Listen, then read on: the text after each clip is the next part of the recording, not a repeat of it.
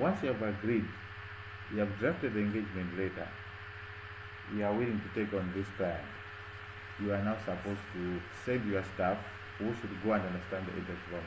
Assuming we want to audit, I think we are going to practice a question later on after we have enough information. We are going to audit a company, Yokohama. So if we are going to audit a company like Yokohama Limited, for instance, we are going to send our staff to go and understand Yokohama before we start the audit. So that's understanding the entity and its involvement. I think this is covered by ISA 315. Of course, it's not a must to memorize them, but just to know.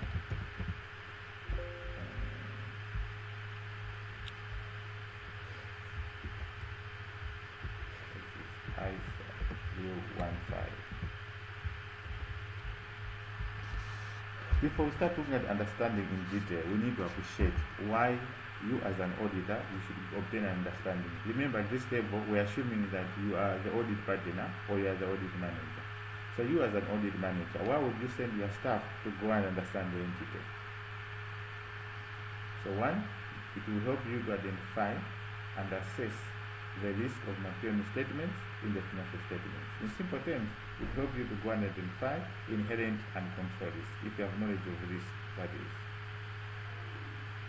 So when you go and understand the entity, you can be able to know whether there are issues of fraud, errors, maybe creative accounting, those issues will be identified. Then two, it will enable you as the auditor. Yes? It will enable you as the auditor to design and perform further audit procedures. So once you identify the risks of fraud, then you know how you can address the issue of fraud. Then, finally, it will provide a frame of reference for exercising judgment, for example, when setting audit materiality. So once you see how risky the entity is, you can decide on what level of materiality you should use. Maybe I'll use 1%, or maybe I'll use 3%. That's what we'll be doing. You should take note that this understanding of the entity is the foundation when you are trying to design audit responses, when you are trying to set materiality, and when you are trying to exercise judgments. So that's why we should obtain an understanding of the entity. Now, risk assertion and risk assessment. I hope you remember the assertions. Yes, yes. Yeah. Assertions, if you have forgotten, they are assumptions that management make regarding financial statements. Assumptions that management make regarding financial statements. In simple terms, management believes that accounts are accurate, they are complete, they are well classified, they are well allocated, they are recorded in the correct period, they are well valued, they exist, and they occur. For instance, those are the assertions. Now, during the process of understanding the entity, as an auditor, the ISA 315 requires you to identify risk at both financial statement level.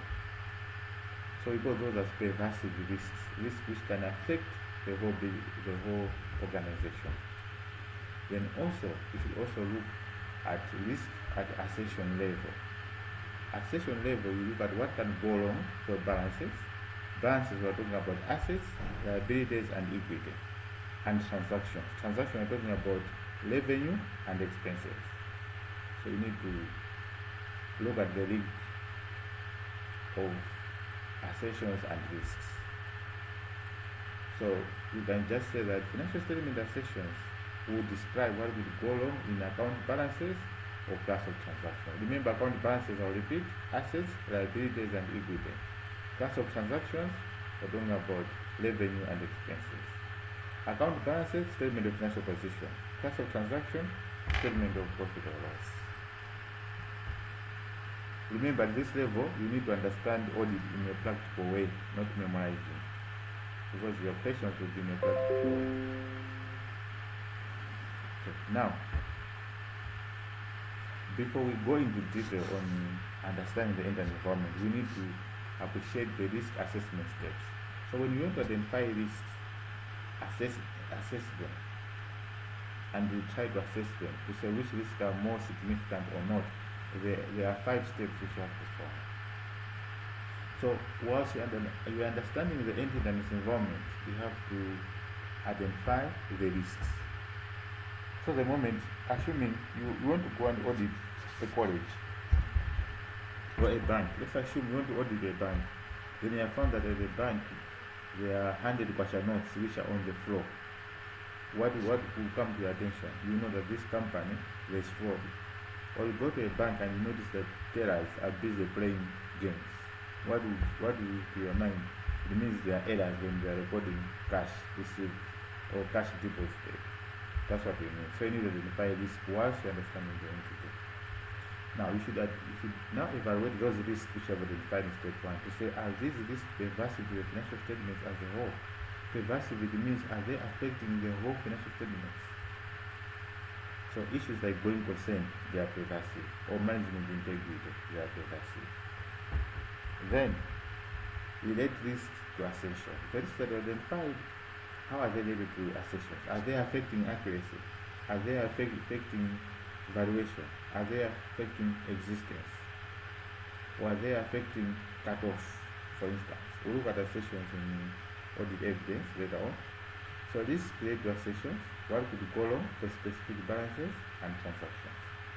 Then number 4, you consider the likelihood of misstatements, including multiple misstatements. So this item that we identified, for example, cash not recorded, what is the effect on the financial statements? It will lead to understatement of assets. That's what we mean. Then finally, consider whether the risk could cause a material misstatement given its size and nature. So is this material? So materiality we're talking about, is it maybe more than 1% of total assets? Is it more than 5% of profit before tax? That's what we mean. So whenever you're answering a audit risk question, which we'll be looking at later, when you start looking at all this, you are going to follow these 5 steps. Because you always have a question on audit risk. You have to know that as the audit planning. Now, how do you obtain an understanding? We are just saying understanding. Now, you as an auditor, you have sent your staff to go and understand a company which you are auditing, maybe a bank. How can you obtain an understanding? So there are about 5 procedures which you use. The first one is inquiry. So you make inquiries of management. So ask questions to management. For example, you can ask them, you say, how many branches do you have? I will have 6 branches. Do you have an accountant in each branch? Those are the questions that you can be asking. Or do customers pay on time? Then you can also ask the internal audit, and the internal auditor is key, especially if you have the internal auditor present. It will be easier for you to identify risks because the internal auditor will provide with you all the risks using the letter of weakness. Then you can also ask others using the entry, such as maybe the production staff, the sales staff, the HR, legal if you have a lawyer, and those charged with governance like the chief executive officer, non-executive directors, the chairman. You can also ask them questions. So that's the first procedure you can do to gain an understanding. The second procedure is analytical. So when you go to understand, you can even ask for financial statements. Or you can ask for budgets. So they'll give you a clue of what is going on now. So for example, you can compare current figures with prior periods. You can compare financial statements of 2025 and 2026. You see maybe the differences in revenue. You see the differences in expense. Then you'll be able to understand. I think this company spends a lot of money in maybe travel. You understand. Then you look at budgets. So you look at the adverse variances, for instance. So your budget, the budget is for 3 million, but your actual results are 10 million. That's a sign of audit attention. Then you look at industrial data. So if you're auditing a bank, it means you also have to look at other industries, their financial statements. It will give you a clue of what you're going to find in this entity. Then you can also use ratios and trends to spot unusual movement. So look at current ratio. Maybe the current ratio has dropped. Then it will give you a clue that I think liabilities are increasing. The liability which is most likely to increase could be maybe bank overdrafts or payables. Then you can also use observations and inspections. So, for example, you can go and visit premises. If an entity says, we are auditing Yokohama, Yokohama says we have got another branch in Tokyo. It means you need to go to Tokyo and visit and see if they are dealing motorcycles. If they are not there, then you know that there's a risk. Maybe people are stealing motorcycles. Then you can also observe through watching processes. So as people are counting cash today, we are counting inventory, go and see how people are counting inventory. How are they recording? As people are in production, maybe they are producing spare parts of motorcycles, go and watch them. If people are counting cash or they're handling cash, go and watch them. That's how you can understand. Then you can read manuals. Companies have manuals, the annual reports, you can read them. Accounting manuals. Then you can look at the contracts. You can also look at strategic plans. So every company has strategic plans. So you can inspect those documents. They'll give you a clue of what type of company you are going to audit and what type of risk you are likely to find. Then you can also consider prior period knowledge and acceptance of continuous information. So if you audited this company before or other auditors audited before, you can ask for permanent files. So permanent files are files which contain audit of continuing importance. Maybe in that permanent file there are previous engagement letters. You can go and check. You can also look at last year's working papers. So what was recorded last year? Maybe last year there were recommendations to say, please revalue your assets. And management does not revalue. That will give you a clue that there's a risk that the assets are undervalued or overvalued. Then you can also look at notes from acceptance or continuous. So within the acceptance procedure, step number 1, if maybe there are disagreements, then you can know that this could pose a risk. Okay, so our understanding is very important. Then also, you can discuss with your fellow audit team members. So you can discuss to say, you guys having looked at this entity, what do you think are the risk of material misstatements?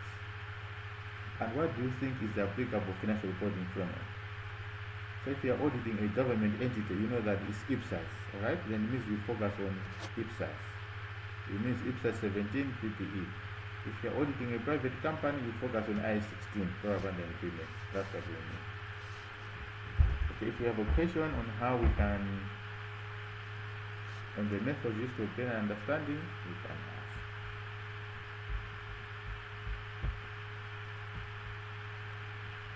Okay, I've seen in your past papers these questions come. They'll just say you are the audit manager. Can you discuss on how you can obtain an understanding? So they'll give you a scenario. So you have to answer it practically using those procedures, but applying to the question at hand. So we are looking at how do you obtain understanding? But now let's look at which areas would you gain an understanding? Which areas? So the first area you can gain an understanding is industry, regulatory and external factors. The second one is the nature of the entity. Thirdly, you can look at selection and application of accounting policies. Then fourthly, you can look at objectives, strategies and related business risks. Then you can also look at measurements and review of performance. So let's look at each one in detail.